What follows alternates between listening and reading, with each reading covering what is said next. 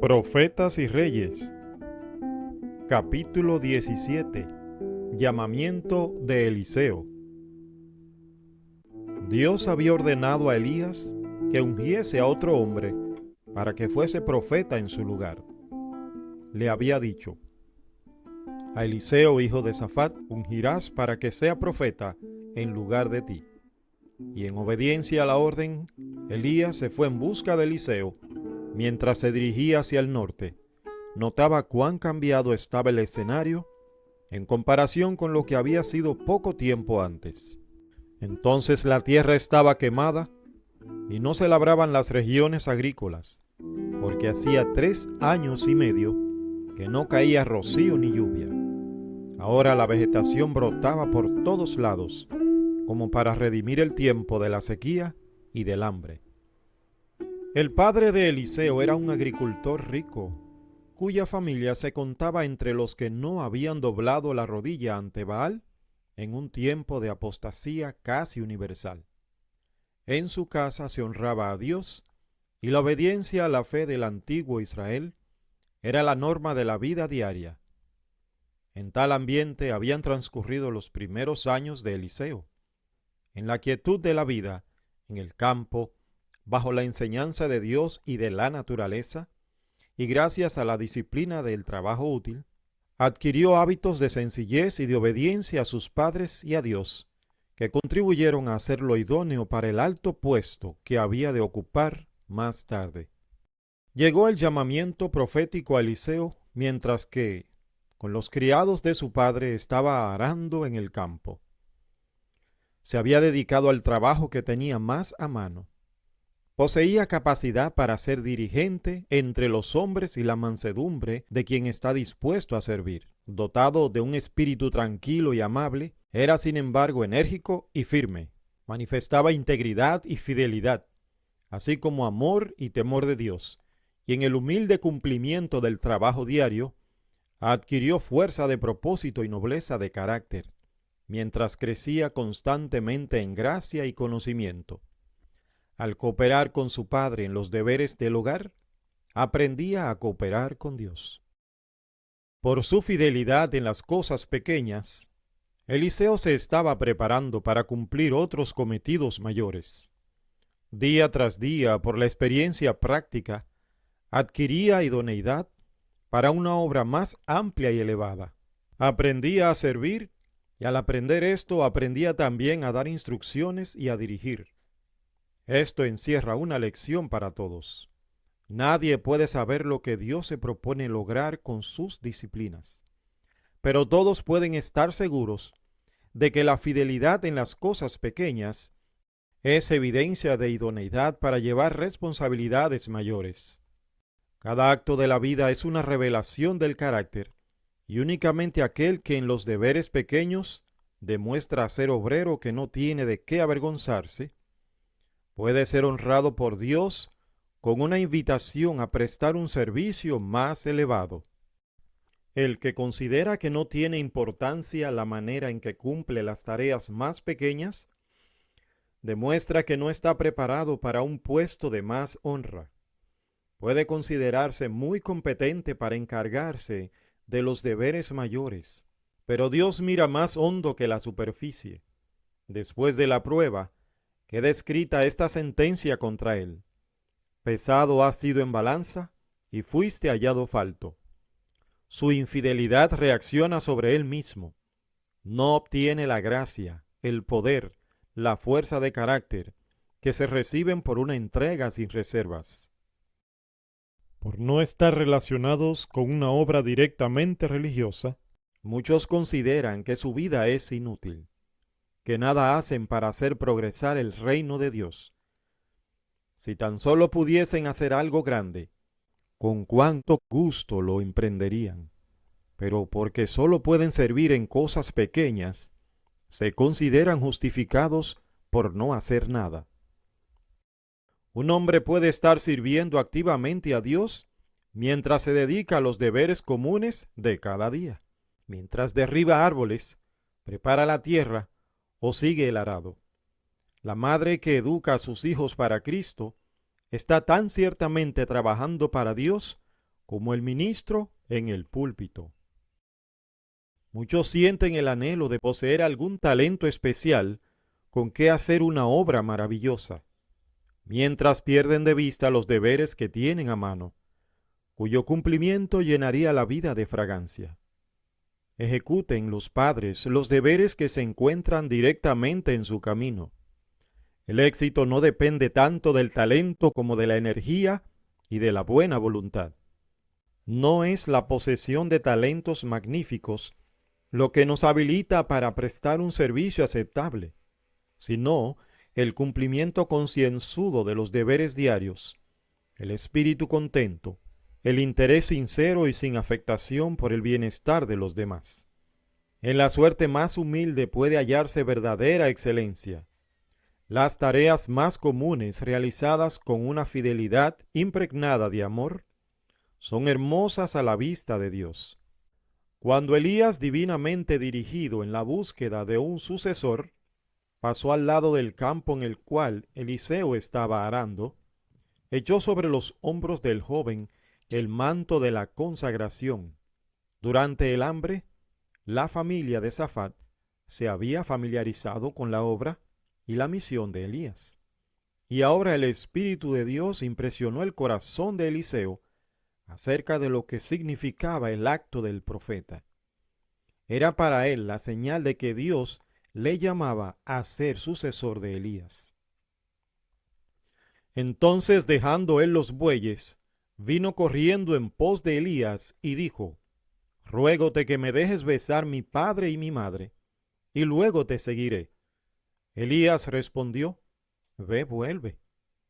¿Qué te he hecho yo? No dijo esto para rechazarlo, sino para probar su fe. Eliseo debía tener en cuenta el costo, decidir por sí mismo si quería aceptar o rechazar el llamamiento. Si sus deseos se aferraban a su hogar y sus ventajas, quedaba libre para permanecer allí. Pero el joven comprendió el significado del llamamiento. Sabía que provenía de Dios y no vaciló en obedecer. Ni por todas las ventajas mundanales se había privado de la oportunidad de llegar a ser mensajero de Dios, ni habría sacrificado el privilegio de estar asociado con su siervo. Y volvióse de en pos de él, y tomó un par de bueyes y matólos, y con el arado de los bueyes coció la carne de ellos, y dióla al pueblo que comiesen. Después se levantó y fue tras Elías y servíale. Sin vacilación, abandonó un hogar donde se le amaba para acompañar al profeta en su vida incierta. Si Eliseo hubiese preguntado a Elías qué se esperaba de él, cuál iba a ser su trabajo, se le habría contestado: Dios lo sabe, Él te lo hará saber.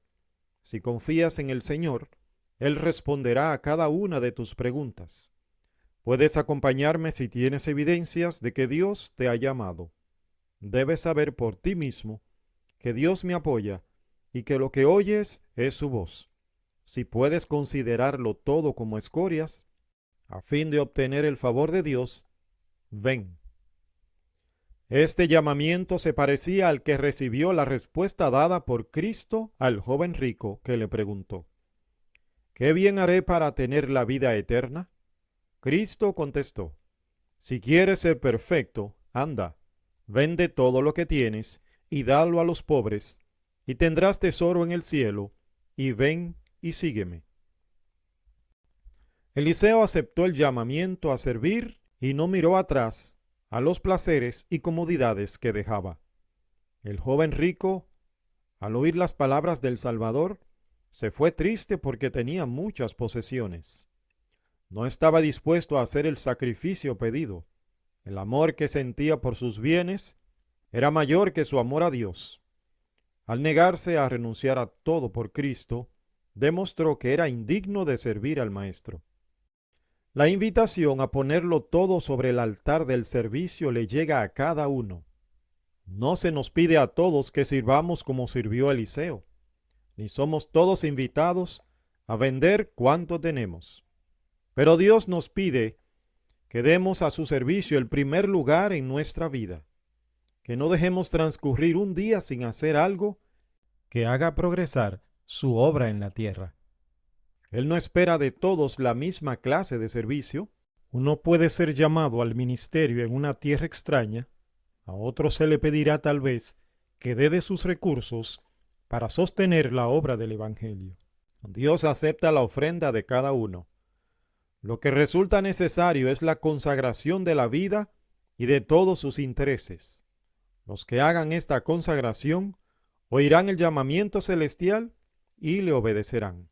Cada uno de los que lleguen a participar de su gracia, el Señor indica una obra que ha de hacer en favor de los demás.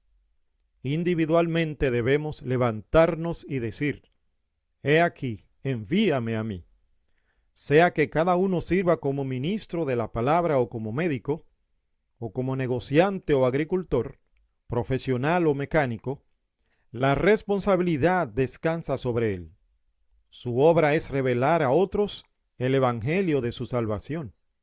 Cada empresa a la cual se dedique debe ser un medio hacia este fin. Lo que al principio se requería de Eliseo no era una obra grande, pues los deberes comunes seguían constituyendo su disciplina. Se dice que derramaba agua sobre las manos de Elías, su maestro. Estaba dispuesto a hacer cualquier cosa que el Señor indicase, y a cada paso aprendía lecciones de humildad y servicio. Como ayudante personal del profeta, continuó demostrándose fiel en las cosas pequeñas, mientras que con un propósito que se iba fortaleciendo con el transcurso de cada día, se dedicaba a la misión que Dios le había señalado. La vida de Eliseo después que se unió a Elías no fue exenta de tentaciones. Tuvo él muchas pruebas, pero en toda emergencia confió en Dios. Estuvo tentado a recordar el hogar que había dejado, pero no prestó atención a esto. Habiendo puesto la mano al arado, estaba resuelto a no volver atrás, y a través de pruebas y tentaciones demostró que era fiel a su cometido. El ministerio abarca mucho más que la predicación de la palabra. Significa preparar a los jóvenes como Elías preparó a Eliseo, es decir, arrancarles de sus deberes comunes para asignarles en la obra de Dios responsabilidades que serán pequeñas al principio, pero que aumentarán a medida que ellos adquieran fuerza y experiencia. Hay en el ministerio hombres de fe y oración, hombres que pueden decir lo que era desde el principio, lo que hemos oído, lo que hemos visto con nuestros ojos, lo que hemos mirado y palparon nuestras manos tocante al verbo de la vida, lo que hemos visto y oído, eso os anunciamos. Los obreros jóvenes e inexpertos deben ser preparados por el trabajo realizado en relación con estos experimentados siervos de Dios. Así aprenderán a llevar cargas. Los que se dedican a dar esta preparación a los obreros jóvenes prestan un servicio noble. El Señor mismo coopera con sus esfuerzos, y los jóvenes a quienes se dirigieron las palabras de consagración y se otorga el privilegio de asociarse con obreros fervorosos y piadosos, deben aprovechar en todo lo posible sus oportunidades. Dios los honró al elegirlos para servirle y al colocarlos donde pueden adquirir mayor idoneidad para Él. Deben ser humildes, fieles y obedientes, y dispuestos a sacrificarse. Si se someten a la disciplina de Dios, ejecutando sus instrucciones y eligiendo a sus siervos como sus consejeros, se desarrollarán en hombres justos, de principios elevados, firmes, a quienes Dios pueda confiar responsabilidades. Mientras se proclame el Evangelio en toda su pureza, habrá hombres que serán llamados del arado y de las vocaciones comerciales comunes, que suelen embargar la mente, y se educarán al lado de hombres de experiencia. Mientras aprendan a trabajar eficazmente, proclamarán la verdad con poder. Mediante admirables manifestaciones de la providencia divina, serán eliminadas y arrojadas al mar montañas de dificultades. El mensaje que tanto significa para los moradores de la tierra será oído y comprendido. Los hombres conocerán lo que es la verdad. La obra seguirá progresando cada vez más hasta que toda la tierra haya sido amonestada, y entonces vendrá el fin. Durante varios años después del llamamiento de Eliseo, él y Elías trabajaron juntos, de modo que el hombre más joven iba adquiriendo diariamente mayor preparación para su obra. Elías había sido usado por Dios para destruir males gigantescos. La idolatría que, fomentada por Acab y la pagana Jezabel, había seducido a la nación, había sido detenida en forma decidida. Habían sido muertos los profetas de Baal. Todo el pueblo de Israel había quedado profundamente conmovido, y muchos volvían a adorar a Dios. Como sucesor de Elías, Eliseo debía esforzarse por guiar a Israel en sendas seguras mediante una instrucción paciente y cuidadosa. Su trato con Elías, el mayor profeta que se conociera desde Moisés, le preparó para la obra que pronto debería hacer solo. Una y otra vez, durante esos años de ministerio conjunto, Elías debió reprender severamente males flagantes. Cuando el impío Acab se apoderó del viñedo de Nabot, fue la voz de Elías la que profetizó su condenación y la de toda su casa. Y cuando Ocosías, después de la muerte de su padre Acab, despreció al Dios viviente y se dirigió a Baal-Zebub, dios de Ecrón, fue la voz de Elías la que se oyó una vez más en ardiente protesta. Las escuelas de los profetas establecidas por Samuel habían caído en decadencia durante los años de apostasía que hubo en Israel. Elías reestableció estas escuelas y tomó medidas para que los jóvenes pudieran educarse en forma que los indujese a magnificar y honrar la ley. En el relato se mencionan 3 de esas escuelas. Una estaba en Gilgal, otra en Betel y la tercera en Jericó. Precisamente antes que Elías fuese arrebatado al cielo, visitó con Eliseo estos centros de educación. El profeta de Dios repitió entonces las lecciones que les había dado en visitas anteriores. Instruyó especialmente a los jóvenes acerca de su alto privilegio de mantenerse lealmente fieles al Dios de los cielos. También grabó en su mente la importancia que tenía el dejar que la sencillez caracterizase todo detalle de su educación. Solamente así podrían recibir la impresión celestial y salir a trabajar en los caminos del Señor. El corazón de Elías quedó alentado al ver él lo que lograban esas escuelas. La obra de reforma no había terminado, pero en todo el reino podía verse que se verificaba la palabra del Señor. Y yo haré que queden en Israel 7,000, todas rodillas que no se encorvaron a Baal.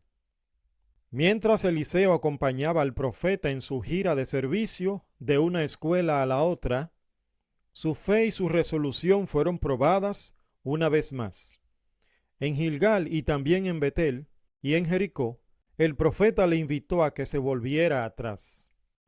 Dijo Elías: «Quédate ahora aquí, porque Jehová me ha enviado a Betel». Pero en su tarea anterior, al guiar el arado, Eliseo había aprendido a no cejar ni a desalentarse. Y ahora que había puesto la mano al arado en otro ramo del deber, no iba a dejarse desviar de su propósito. No quería separarse de su maestro mientras hubiese oportunidad de adquirir mayor preparación para servir. Aunque Elías no lo sabía, la revelación de que iba a ser trasladado había sido comunicada a sus discípulos en las escuelas de los profetas y en particular a Eliseo. De manera que el probado siervo del hombre de Dios se mantuvo a su lado. Cada vez que le invitó a regresar, dio esta respuesta: «Vive Jehová y vive tu alma, que no te dejaré». Fueron pues ambos a 2, y ellos 2 se pararon junto al Jordán. Tomando entonces Elías su manto, doblólo e hirió las las cuales se apartaron a uno y a otro lado, y pasaron ambos en seco. Y como hubieron pasado, Elías dijo a Eliseo: Pide lo que quieres que haga por ti, antes que sea quitado de contigo. Eliseo no solicitó honores mundanales ni algún puesto elevado entre los grandes de la tierra.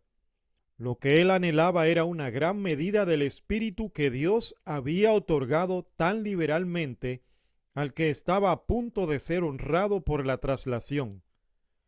Sabía que nada que no fuese el espíritu que había descansado sobre Elías podría hacerle idóneo para ocupar en Israel el lugar al cual Dios le había llamado. De modo que pidió: Ruégote que tenga yo una doble porción de tu espíritu. En respuesta a esta petición, Elías dijo: Cosa difícil has pedido. Si me vieres cuando fuere quitado de ti, te será así hecho. Mas si no, no. Y aconteció que yendo ellos hablando, he aquí un carro de fuego con caballos de fuego apartó a los dos, y Elías subió al cielo en un torbellino. Elías fue un símbolo de los santos que vivirán en la tierra en ocasión del segundo advenimiento de Cristo y que serán transformados en un momento, en un abrir de ojo, a la final trompeta, sin pasar por la muerte. Como representante de los que serán así trasladados, Elías, cuando se acercaba el fin del ministerio de Cristo en la tierra, tuvo ocasión de estar con Moisés al lado del Salvador sobre el monte de la transfiguración.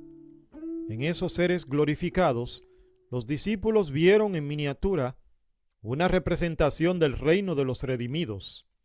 Contemplaron a Jesús revestido de la luz del cielo, oyeron la voz de la nube que le reconocía como Hijo de Dios.